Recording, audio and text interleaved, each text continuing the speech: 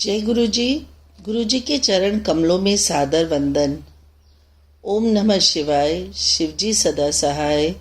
ओम नमः शिवाय, गुरु जी सदा सहाय। स्वागत है प्यारी साध संगत जी का दिव्य आभा के इस सेशन में। गुरु जी के निर्देशों पर आधारित ग्रंथ है द लाइट ऑफ डिविनिटी।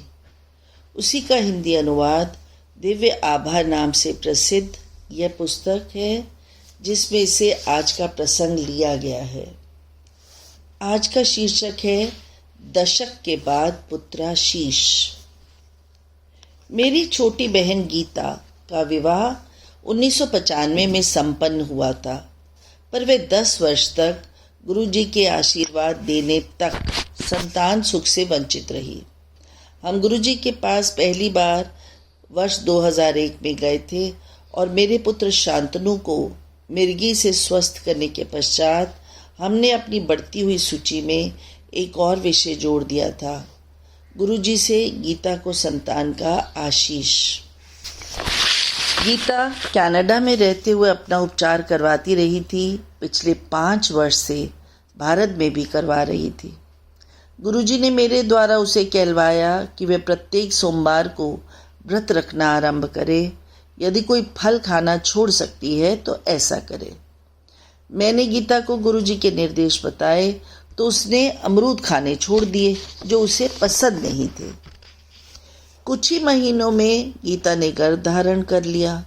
पूरा परिवार अति उत्साहित था और आतुरता से उसकी संतान होने की प्रतीक्षा कर रहा था। परंतु 1 सप्ताह में उसने ध्यान ना रहने पर अमरूद खा लिया। गुरुजी की माया ही कहिए। उसने मुझे तुरंत फोन किया।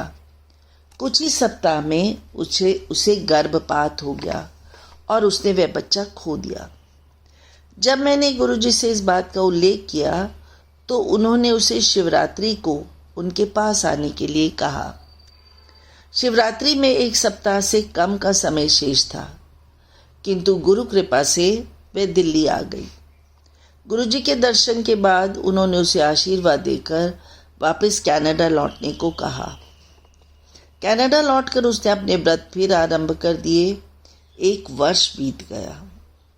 2005 में एक दिन जब हम बड़े मंदिर में थे, उन्होंने मुझसे पूछा, क्या मेरे पास गीता का चित्र है?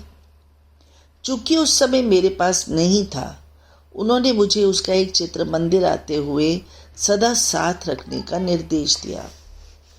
गुरुजी के साथ उस वार्तालाप के 1 माह पश्चात गीता ने मुझे फ़ोन कर बताया कि उसे फिर गर्भवती होने का आभास है, पर निश्चित रूप से चिकित्सक के परीक्षण के बाद ही बता पाएगी।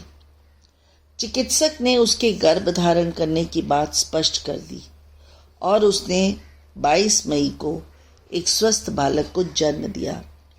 ये गुरु कृपा से ही संभव था, क्योंकि चिकित्सा शास्त्र में कोई उपाय शेष नहीं था। यह गुरु जी की जीवन और मृत्यु को नियंत्रित करने की अद्भुत प्रतिभा को दर्शाता है। श्रीमती मीनू शर्मा, दिल्ली।